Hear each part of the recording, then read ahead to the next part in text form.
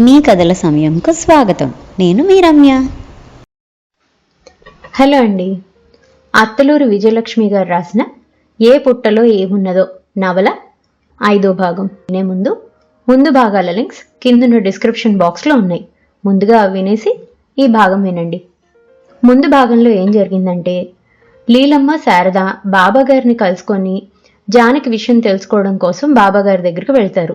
అక్కడ బాబాగారి శిష్యుడు జానకి ఫోటో చూసి, జానకి క్రితం రోజు సాయంత్రం ఇక్కడికి వచ్చిందని, బాబాగారి దర్శనం టైం అయిపోయింది కాబట్టి రేపు ఉదయమే రమ్మని చెప్పానని అంటాడు. కానీ ఉదయం రాలేదని చెప్తాడు.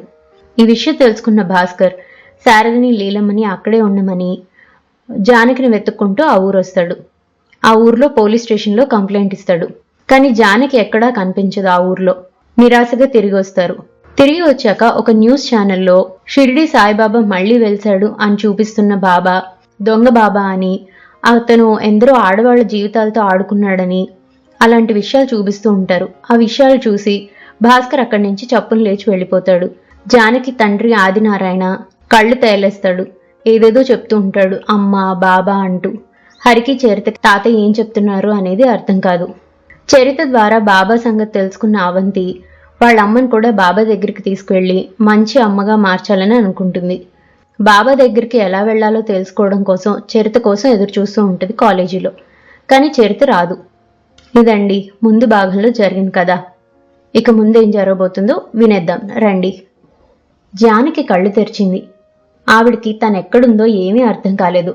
ఒకసారి రెప్పలు రెపరెపలాడించి 4 వైపులా చూసింది. తెల్లటి గోడలు, మధ్యలో మంచం మీద తను, గిరగిరా తిరుగుతున్న తెల్లటి సీలింగ్ ఫ్యాన్. నెమ్మదిగా చూపులు తిప్పింది. పక్కనే స్టూల్ మీద కూర్చుని తన వైపు ఆదురుదాగా చూస్తున్నాడు ఒక 25 కుర్రాడు. ఎలా ఉన్నారమ్మా? తన వైపు చూసిన జానకి వైపు కొంచెం వంగి అడిగాడు. ఎవరు బాబు నువ్వు? నేనెక్కడున్నాను? కంగారు పడకండి, ఇది నా క్లినిక్. నా పేరు డాక్టర్ కిరణ్. మీరు రోడ్డు మీద పడిపోతే నేను నా క్లినిక్కి తీసుకొచ్చాను అని అంటూ ఆవిడ చేతికున్న సిరంజి తీశాడు. జానకి తన చేతివైపు చూసి ఏంటిది అంది.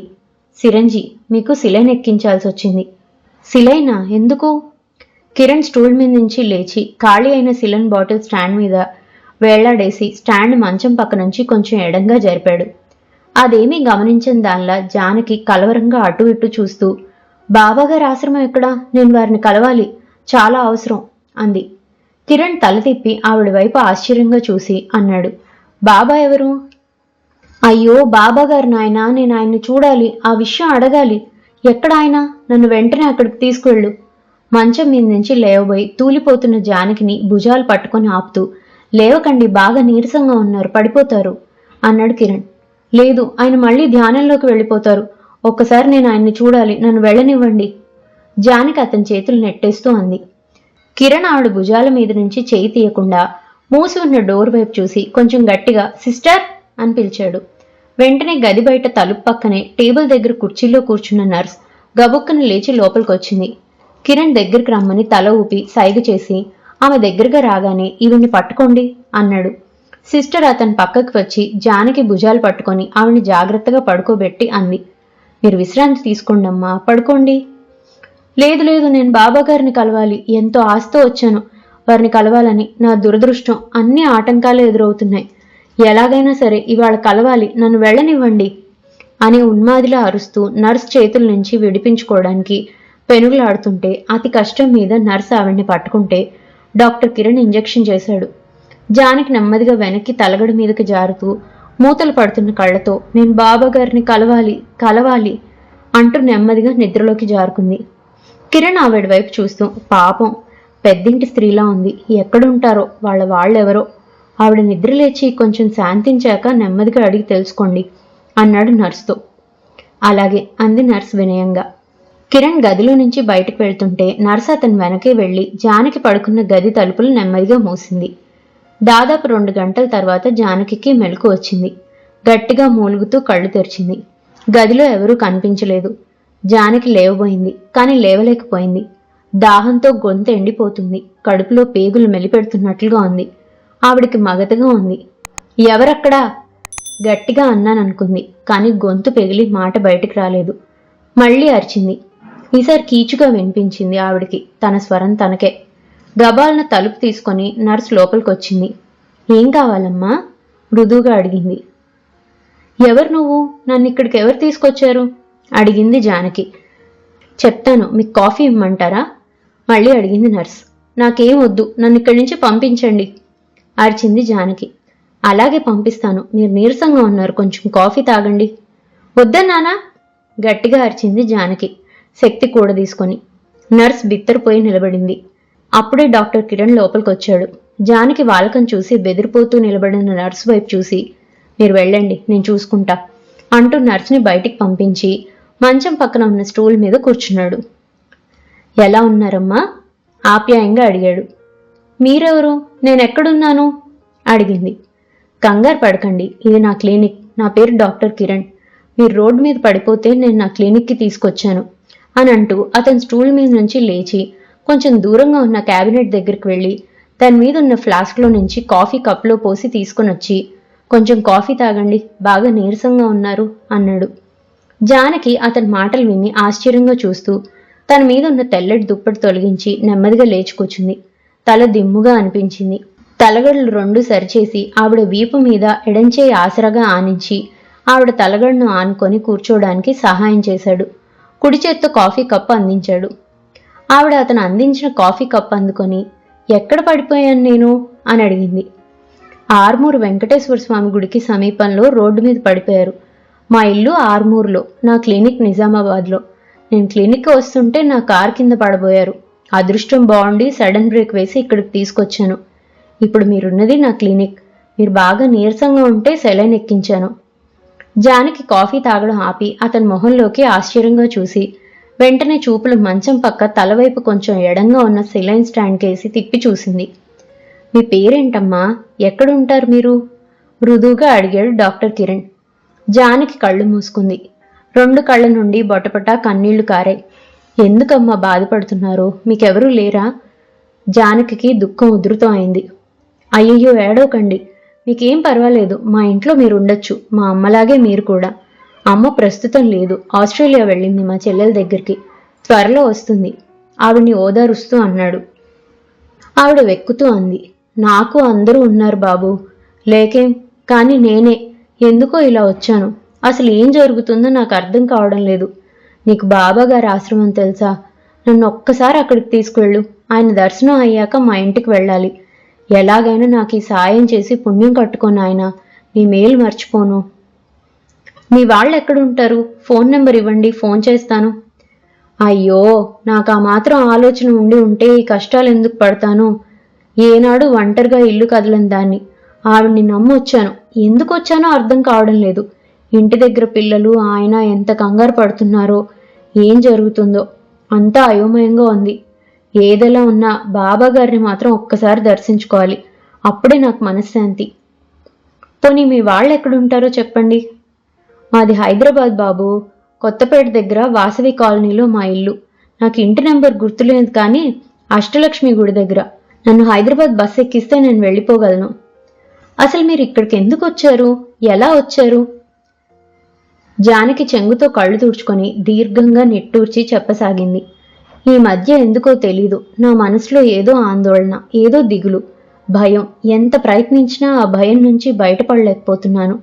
నాకు తెలిసిన ఒక ఆవిడ నా బాధ చూసి, నా భయం చూసి, ఎవరో బాబాగారు నా సమస్యకి పరిష్కారం చెప్పి నా భయాలను పోగొడతారు అని చెప్పి ఎక్కడికో తీసుకువెళ్ళింది. మేము వెళ్ళిన రోజు ఆ బాబాగారు నాకేదో ఉపదేశం ఇస్తానని చెప్పి ఆ రోజు వారి ఆశ్రమంలో ఉండమన్నారు. నేను ఇంట్లో చెప్పకుండా వచ్చాను అని, ఇంటికి వెళ్ళాలి అని ఎంత చెప్పినా ఆవిడ వచ్చాం కదా, ఒకేసారి ఉపదేశం తీసుకుని వెళ్దాము అని బలవంతంగా ఆ రాత్రి అక్కడ ఉంచేసింది. తెల్లారి లేచేసరికి ఆవిడ ఏదో అవసరమైన పని ఉందని వెళ్ళిపోయిందని చెప్పారు అక్కడ ఉన్నవాళ్ళు. నేను ఒక్కదాన్ని ఉన్నానే కానీ నాకెందుకో ఆ వాతావరణం, మనుషులు నచ్చలేదు. భయం వేసింది. ఇంటికి వెళ్ళిపోదామని అక్కడి నుంచి బయటకు వచ్చాను. కానీ అది ఏ ఊరో, ఏ బస్ ఎక్కాలో, అసలు బస్ స్టాండ్ ఎక్కడో తెలియలేదు.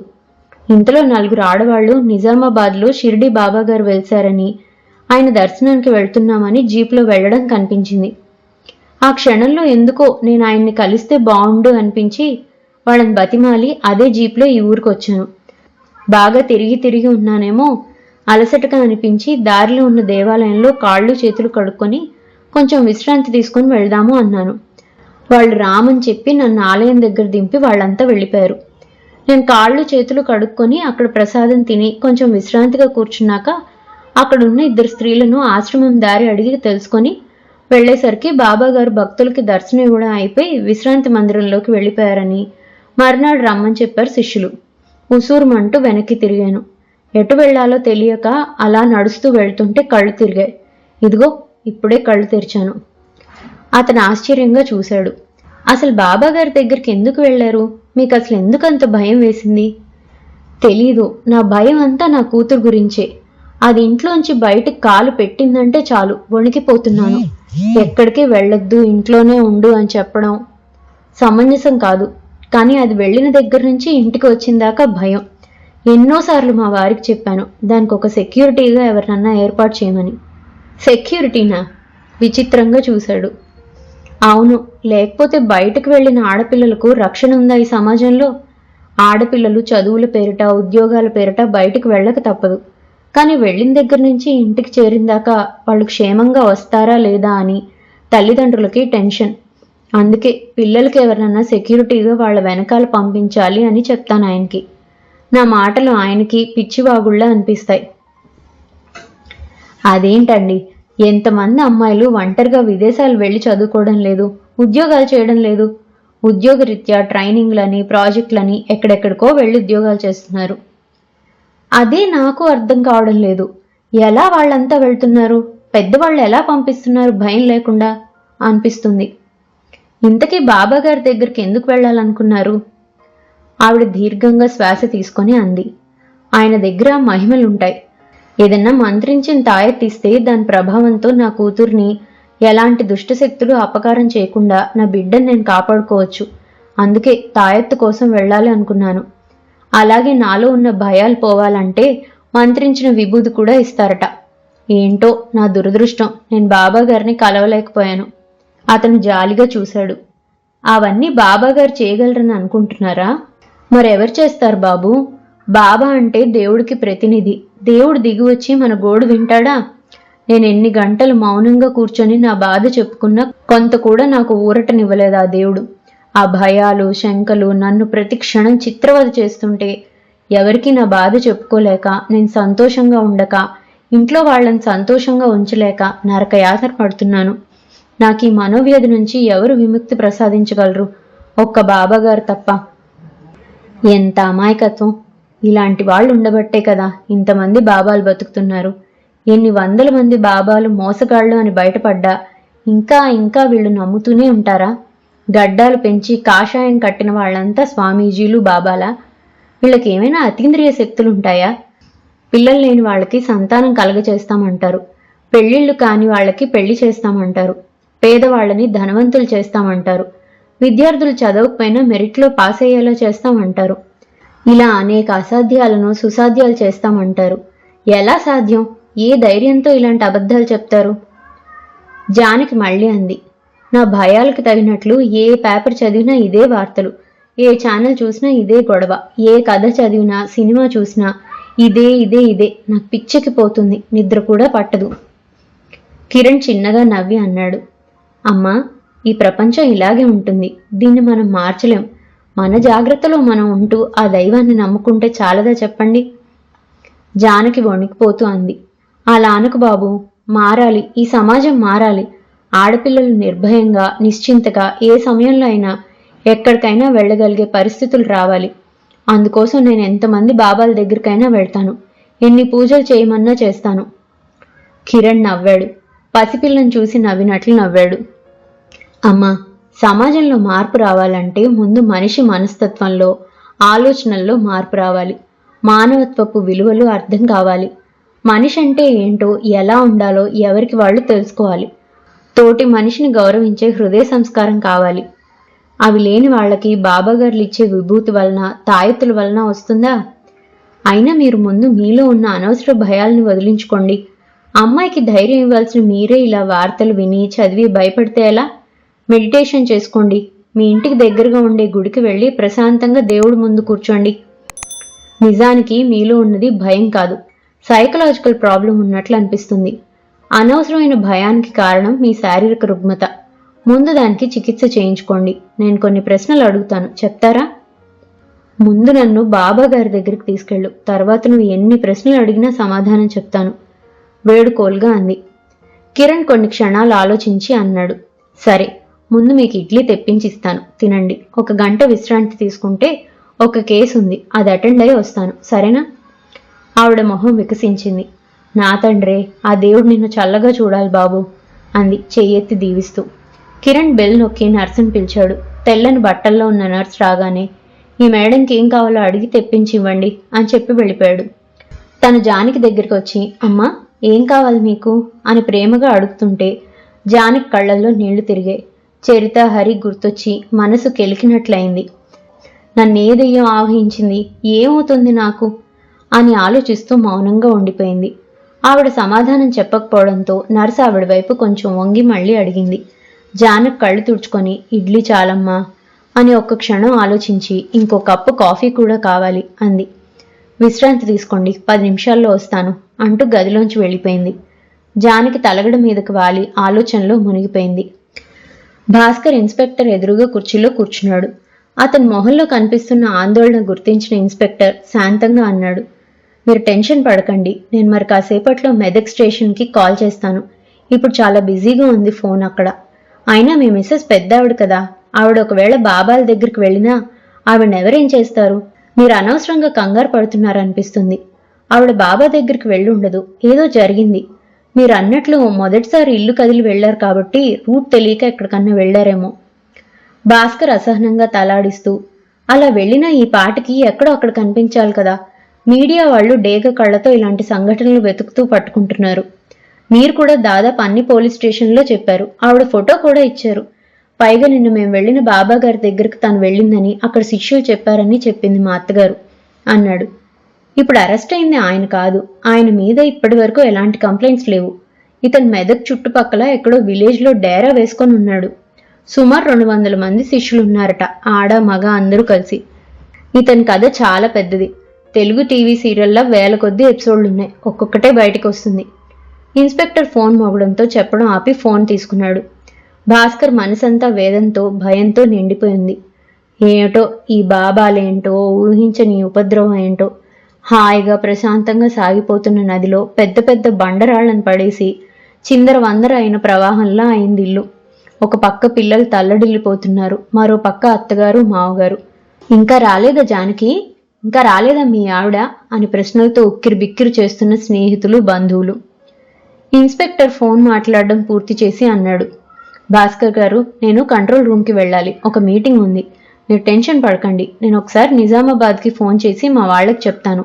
నా ఫ్రెండ్ శ్రీకాంత్ అని సర్కిల్ ఇన్స్పెక్టర్, చాలా సిన్సియర్ ఆఫీసర్. తను మీ మిస్సెస్ గురించి ఎంక్వైరీ చేస్తాడు. Don't worry, everything will be fine. 1 or 2 daysలో ఆవిడ తప్పకొస్తారు, బిలీవ్ మీ. భాస్కర్ మౌనంగా లేచి నిలబడి అతనికి షేక్ హ్యాండ్ ఇస్తూ నీరసంగా నవ్వి బయటకు నడిచాడు. కిరణ్ జానకిని భుజాలు పట్టుకుని నెమ్మదిగా నడిపించి పోర్టికోలో ఉన్న కారు దగ్గరికి తీసుకొచ్చి బ్యాక్ డోర్ తెరిచి కూర్చోండి అన్నాడు. జానకి నెమ్మదిగా సీట్లో కొంచెం వంగి కూర్చుంది. రిలాక్స్ అవ్వండి, పక్కనే పిల్లో ఉంది, పక్కకు తిరిగి పడుకోవచ్చు. మీకు ఇంజెక్షన్ చేశాను, నిద్ర పట్టచ్చు అన్నాడు కిరణ్.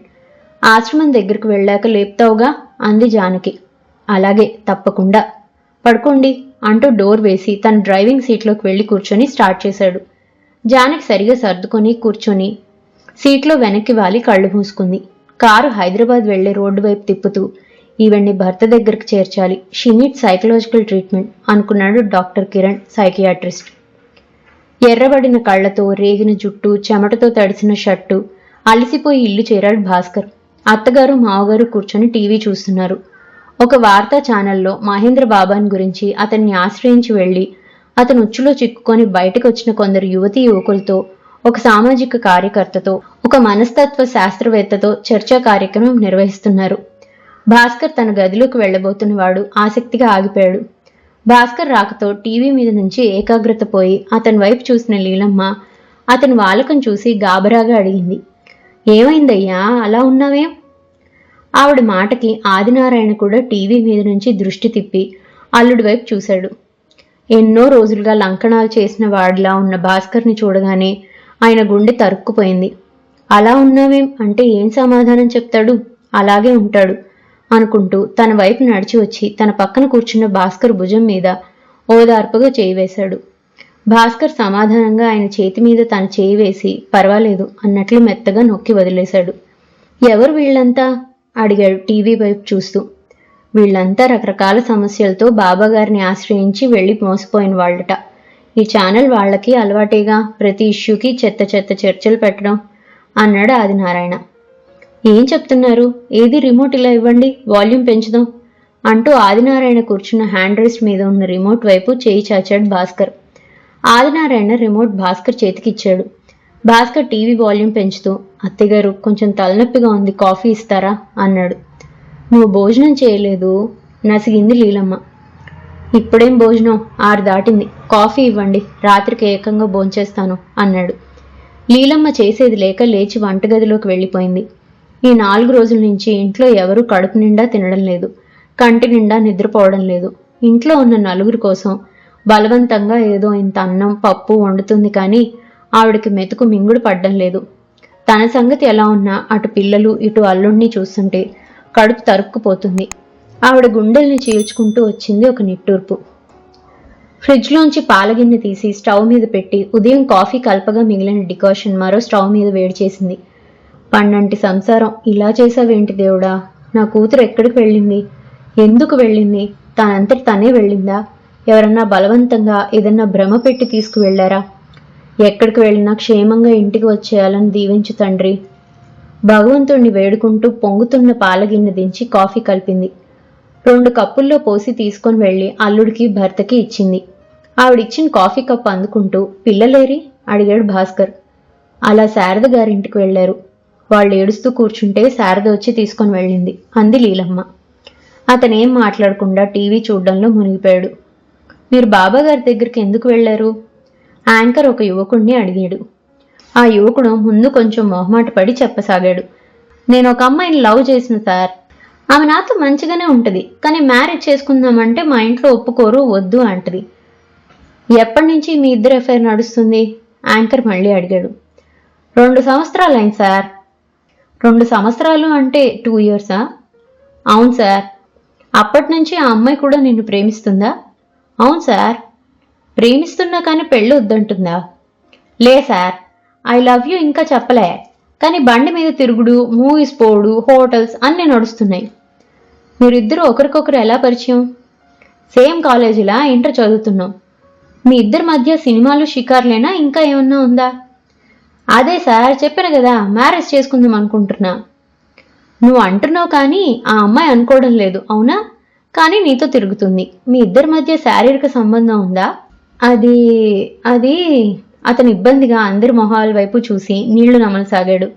యాంకర్కి తను వేసిన ప్రశ్నకి అతని నుంచి వచ్చే సమాధానం పూర్తిగా వినే సహనం లేనట్లు అతని మాట పూర్తి కాకుండానే మరో ప్రశ్న అడుగుతుంటే భాస్కర్కి చిరాకు వేసింది. ఆ కుర్రాడు కూడా తెల్లమొహం వేశాడు యాంకర్ ప్రశ్నకి. సో నువ్వు సిన్సియర్గా ఉన్నా ఆ అమ్మాయి లైట్ తీసుకుంది అవునా అంటూ ప్రేక్షకులతో ఇది విషయం. నేటి సమాజంలో ఆడపిల్లలు ప్రేమను ఫ్యాన్సీగా తీసుకుంటున్నారు. ప్రేమ అంటే షికార్లు, సినిమాలు, గిఫ్ట్లు అనే ఒక వ్యామోహంలో ఉన్నారు. ఎందుకు ఇలా జరుగుతుంది? నేటి తరం యువతి యువకుల్లో ప్రేమ పట్ల సరైన అవగాహన లేకపోవడానికి కారణం ఏంటి? ప్రేమ పవిత్రమైనది. ప్రేమ అంటే అమృతం లాంటిది. ప్రేమ ఎంత గొప్పతో తెలుసుకుందాం. ఈ విషయం ప్రముఖ సైకాలజిస్ట్ డాక్టర్ పాపయ్య గారిని అడిగి తెలుసుకుందాం. పాపయ్య గారు విన్నారు కదా ఇప్పుడు యువకుడు చెప్పిన విషయం. ఇతని ప్రేమ వ్యవహారంలో ఆ అమ్మాయి తప్పుందా, ఇతను తప్పుందా? పూర్తిగా వ్యక్తిగతమైన ప్రేమ వ్యవహారంలో బాబాగారి ప్రమేయం ఎందుకు ఉండాలి? ఇతను బాబాగారిని ఎందుకు కలవడానికి వెళ్ళాడు? భాస్కర్ అసహనంగా ఛానల్ మారుస్తూ వీడి బోందా, వెదవ భేతాళ ప్రశ్నలు వీడును అని విసుక్కున్నాడు. మరో ఛానల్లో కూడా బాబా విషయమే చర్చ జరుగుతుంది. బాబాగారి రాసలీలలు అనే క్యాప్షన్తో యాంకర్ వెనకాల ఒక బ్యానర్ కనిపిస్తుంది. యాంకర్కి అటు ఇటు 2 అమ్మాయిలు కూర్చున్నారు. యాంకర్ అడుగుతున్నాడు, మీరు ఆశ్రమానికి ఎప్పుడు వెళ్లారు, ఎందుకు వెళ్లారు? ఆ అమ్మాయి కన్నీళ్లు తుడుచుకుంటూ, మా అత్తగారు నన్ను టార్చర్ పెడుతుంది. మా నాన్న కట్నం ఇవ్వలేనని పెళ్లికి ముందే చెప్పాడు. అప్పుడు మాకు కట్నం ముఖ్యం కాదు, మీ అమ్మాయి నచ్చింది చాలు అన్నారు. ఇప్పుడు రోజు మీ నాన్న కట్నం ఇవ్వలేని చవట, నీకు కనీసం ఉద్యోగం అయినా లేదు, నయా పైసా లేకుండా వచ్చావు మా ఇంటికి, బాగా తిని బలిసిపోతున్నావు, నీకు పెరిగిందికే అంటూ పల్చటి మజ్జిగ పోస్తుంది. మా ఆయన నా కోసం పూలు తెస్తే నీ మొహానికి పూలు కూడానా అంటూ లాగేసుకుంటుంది. మా ఆయనకు చెప్తే నేనేం చేయను అన్నాడు. అందుకే బాబా దగ్గరికి వెళ్ళాను. అలాగా, వెళ్తే ఏమన్నారు బాబాగారు? నేనున్నాను కదా, నీ సమస్య వారం రోజుల్లో తీర్చేస్తా. ఈ వారం రోజులు నువ్వు మా ఆశ్రమంలో ఉండు. మా శిష్యులు ఏం చెప్తే అది చేయి అన్నారు. మీరున్నారా? ఆమె కళ్ళల్లో భయం. ముందు ఉండొద్దనుకున్నాను, కానీ నా కష్టాలు గట్టెక్కుతాయని ఆశ కలిగి మా అమ్మగారింటికి వెళ్తున్నానని మా అత్తగారికి మా ఆయనకి చెప్పి ఆశ్రమానికి వెళ్ళాను. ఏం జరిగింది ఆశ్రమంలో? ఆమె గభాలను ఏడవడం మొదలుపెట్టింది. చెప్పండి, ఏం జరిగింది? ముద్దాయిని లాయర్ అడిగినట్లు గద్దించి అడిగాడు యాంకర్. ఆమె వెక్కుతూ చెప్పసాగింది. రాత్రి 8 వరకు భజన సాగింది. 8 అయ్యాక ప్రసాదం అంటూ కొంచెం పులిహోర పెట్టారు. తిన్నాక ఇంక పడుకోండి, ఉదయం 4ంటికే భజన మొదలవుతుంది అంటూ నన్ను, నాతో ఉన్న ఇదిగో ఈ అమ్మాయిని అంటూ తన పక్కన కూర్చున్న అమ్మాయిని చూపించింది. మీరెందుకు వెళ్లారు? ఆమెను అడిగాడు. మా పిల్లలు చెప్పిన మాట వినడం లేదు. 24 గంటలు వీడియోలు చూస్తూ ఉంటారు. చదువుకోమంటే కోపం, కాసేపు బయటికి వెళ్ళి ఆడుకో అంటే కోపం. నాకు 2 పిల్లలు, బాబు పాప. పాపని నాకు ఇంట్లో హెల్ప్ చేయమంటే కోపం. మా ఆయన అసలు ఏమీ పట్టించుకోడు. అందుకే నా బాధ బాబా గారికి చెప్తే పిల్లలకి ఏదన్నా తాయెత్తిస్తారేమోనని వెళ్ళాను. మంత్రాలకు చింతకాయలు రాలుతాయా? ఇది నేటి ప్రశ్న అని గట్టిగా ప్రేక్షకులతో అని మళ్ళీ అడిగాడు. ఆ గదిలోకి వెళ్ళాక ఏం జరిగింది? ఆ గదిలో అంటూ తల వంచుకుంది ఆవిడ. మీరు చెప్పండి, ఏం జరిగింది? జరగరాంది జరిగిందా? అది చాలా పెద్ద పడక గది. దానిలో మధ్యలో పెద్ద పందిరి మంచం. మంచం మీద బాబాగారు, ఆయన పక్కన 2 అమ్మాయిలు అర్ధనగ్నంగా కూర్చొని ఆయనకి గాజు గ్లాసులో విస్కీ పోసిస్తున్నారు. ఆయన వాళ్లతో అసభ్యంగా ప్రవర్తిస్తూ తాగుతున్నారు. మేమిద్దరం అది చూసి భయంతో గదిలోంచి పరిగెత్తుకుంటూ బయటకొచ్చాం. మమ్మల్ని పట్టుకోవడానికి 2 శిష్యులు మా వెనకే వచ్చారు. ఆ క్షణంలో మాకు పిచ్చి బలం వచ్చింది. చాలా వేగంగా పరిగెత్తి రోడ్ మీదకి వచ్చాం. ఆ రాత్రి ఇంటికి వెళ్ళలేం, ఎక్కడా ఉండలేం. భయం భయం. నేరుగా పోలీస్ స్టేషన్కి వెళ్ళాం. అసభ్యంగా అంటే ఎలా? వాళ్ళ మీద చేయి వేసి కూర్చున్నారా, లేక ఇంకా దగ్గరగా? భాస్కర్ మండిపడుతూ రిమోట్ విసిరేసి అన్నాడు. రాను రాను మీడియా చండాలంగా తయారవుతుంది. ప్రతి ఇష్యూలో బూత్ చూడడం అలవాటైంది. ఇవి ఛానల్స్ కాదు, బ్రోతల్ హౌస్లు అంటూ విసురుగా లేచి లోపలికి వెళ్ళిపోయాడు. ఇదండి ఏ పుట్టలో ఏమున్నదో నవల 5వ భాగం. మరో భాగంతో మళ్ళీ కలుసుకుందాం. అంతవరకు సెలవు. ఈ కథ కనుక మీకు నచ్చినట్లయితే లైక్ చేయండి, షేర్ చేయండి. అండ్ మరిన్ని ఇంట్రెస్టింగ్ కథల కోసం ప్లీజ్ సబ్స్క్రైబ్ టు మీ కథల సమయం. Thank you.